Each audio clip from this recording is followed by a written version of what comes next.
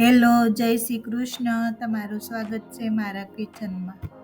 આજે આપણે બનાવશું સુરતની ફેમસ આલુ પૂરી. આ 300 ગ્રામ મેંદો લીધો છે. તેમાં આપણે હાફ ટીસ્પૂન મીઠું અને 1 ટેબલ સ્પૂન ઓઇલ એડ કરી અને સારી રીતે મિક્સ કરશું. 250 ml આપણે પાણી લીધું છે અને આપણે થોડું પાણી ઉમેરતા જઈશું અને સ્મૂથ લોટ આપણે બાંધી લઈશું. આ વિડીયાને સ્કીપ કર્યા વગર તમે જોજો. તેમાં આપણે આલુપૂરીની સેવ પણ ઘરે બનાવવાની છે અને કોકમની ચટણી પણ બનાવશું અને રગડો બનાવશું. બધાની પરફેક્ટ રીતથી તમે આલુપૂરી બનાવશો તો જ તમારી સુરતની ફેમસ ટેસ્ટી આલુપૂરી બનશે. લોટને મસળે અને એકદમ સ્મૂથ બનાવશું. અને હવે આપણે કોકમની ચટણીની તૈયારી કરશું અને આ લોટને ઢાંકી અને 10 મિનિટ માટે આપણે સાઈડમાં રેસ્ટ કરવા મૂકી દઈશું. કોકમની ચટણીમાં શેકેલા જીરાનો ટેસ્ટ બહુ સરસ લાગે છે. તે માટે આપણે પહેલાં જીરું શેકી લઈશું.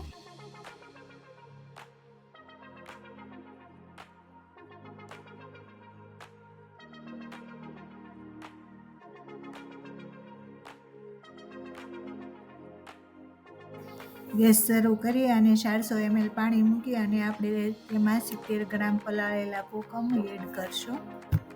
જો આ રીતના પલળી અને એકદમ સોફ્ટ થઈ ગયા છે. કોકમ પાણીમાં ઉકળવા માંડે એટલે તેમાં આપણે 1 ટીસ્પૂન મીઠું એડ કરશું અને જે આપણે જીરું 1 ટીસ્પૂન શેક્યું છે તે એડ કરશું અને કોકમની ખટાશ બેલેન્સ કરવા માટે આપણે 2 ટેબલ સ્પૂન ગોળ એડ કરશું. હાફ સ્પૂન લાલ મરચું પાવડર ઉમેરી અને તેને મિક્સ કરી અને 3 મિનિટ સુધી આપણે કૂક થવા દઈશું. હવે સારી રીતે કૂક થઈ ગયું છે. આપણે તેને મિક્સર જારમાં એડ કરી અને તેને બ્લેન્ડ કરી અને પેસ્ટ બનાવશું. આ આપણી કોકમની ચટણી ઠીક છે. હજી આમાં આપણે પાણીની જરૂર છે તો આપણે 100 ml પાણી એડ કરશું. આ રીતની કોકમની ચટણી હોવી જોઈએ. આ પરફેક્ટ આપણી કોકમની ચટણી રેડી. આલુ પૂરીની સેવ તીખી અને તમતમતી ક્રિસ્પી અને ક્રન્ચી હોય છે. તો આપણે તે બનાવવા માટે 2 નાની વાટકી આપણે ચણાનો લોટ લીધો છે અને 1 વાટકી ચોખાનો લોટ અને 1 ટેબલ સ્પૂન કાશ્મીરી લાલ મરચું પાવડર, સ્વાદ અનુસાર મીઠું અને હાફ ટીસ્પૂન લાલ તીખું મરચું.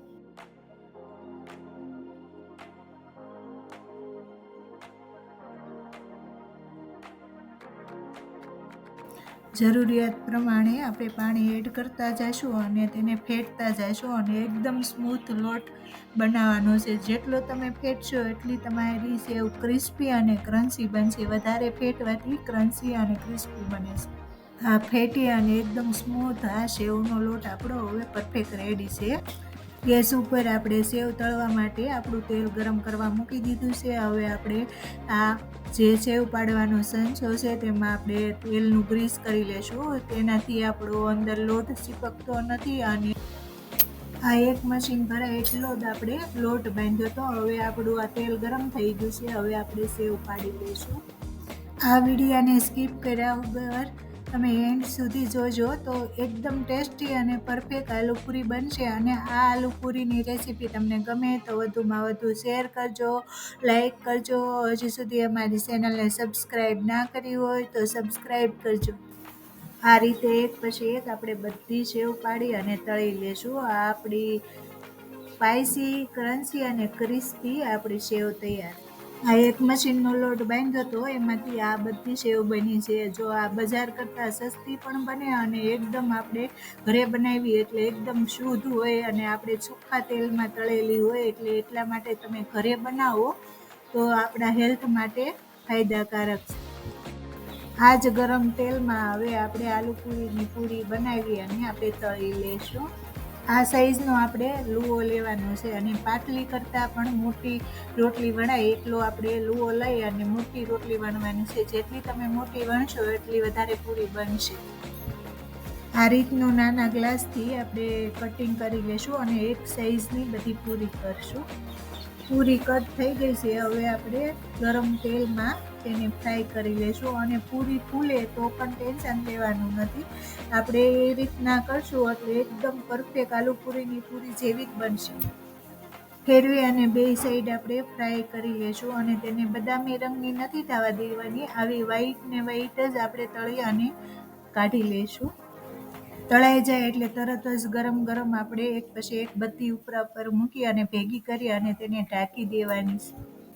પીળા સૂકા વટાણા 200 ગ્રામ આપણે 3 કલાક ગરમ પાણીમાં પલાળીને રાખ્યા હતા. જો પલળી અને એકદમ સરસ થઈ ગયા છે. હવે તેને આપણે બાફવા મૂકી દઈશું. નાની સાઈઝના આપણે આ 4 બટેટા સાલ ઉતારીને લીધા છે. તેને કટ કરી અને વટાણા ભેગા આપણે પ્રેશર કુકરમાં બાફશું. 500 ml પાણી ઉમેરી અને 5 વિસલ થવા દેવાની છે. હવે આપણે આ 5 વિસલ થઈ ગઈ છે અને આપણા વટાણા બફાઈ અને રેડી થઈ ગયા છે. ગેસ શરૂ કરી તેના ઉપર કડાઈ મૂકી અને 2 સ્પૂન તેલ એડ કરશું અને આપણે રગડાનો વઘાર કરશું.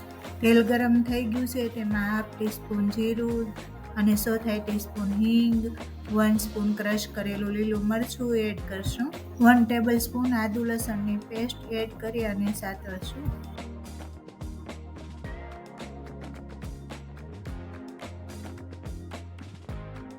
1/2 ટીસ્પૂન હળદર, 1/2 ટીસ્પૂન લાલ મરચું પાવડર સાતળી. હવે તેમાં આપણા વટાણા અને બટેટા બફાઈ ગયા તે એડ કરશું.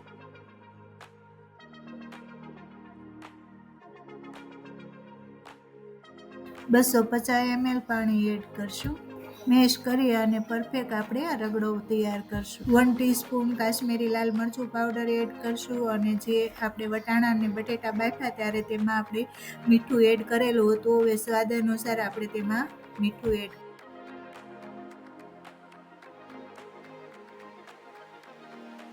1 સ્પૂન ધાણા જીરું પાવડર એડ કરશું અને મિક્સ કરશું.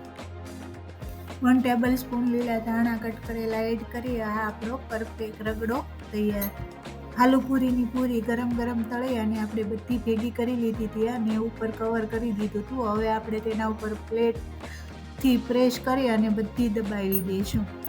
હવે આપણે પ્લેટિંગ કરી લઈશું. જો બની છે ને પરફેક્ટ આલુ પૂરીની પૂરી ઉપર રગડો મૂકશું અને તેના ઉપર ગ્રીન ચટણી મૂકશું. આ ગ્રીન ચટણી એકદમ ચટપટી અને ટેસ્ટી છે અને તેની રેસીપી તમારે જોવી હોય તો ઉપર આપેલા આઈ બટનમાં ક્લિક કરી તમે જોઈ શકો. તેના ઉપર કોકમની ચટણી મૂકી અને કાંદાની આ પતલી સ્લાઈસ મૂકશું અને તેના ઉપર વધારે પ્રમાણમાં આપણે જે સેવ બનાવી છે તે મૂકશું અને તેના ઉપર ચાટ મસાલો ભભરાવશું. આ આપણી આલુ પૂરી સ્પાઈસી અને ટેસ્ટી સુરતની ફેમસ આલુ પૂરી રેડી. મીઠી આલુ પૂરી પસંદ હોય તો તેના ઉપર ટમેટો કેચઅપ એડ કરી પણ તમે ખાઈ શકો. ચીઝવાળી પણ આલુ પૂરી બનાવી શકાય. અમારી આલુ પૂરીની રેસીપી ગમી હોય તો ભૂલ્યા વગર કોમેન્ટ કરજો.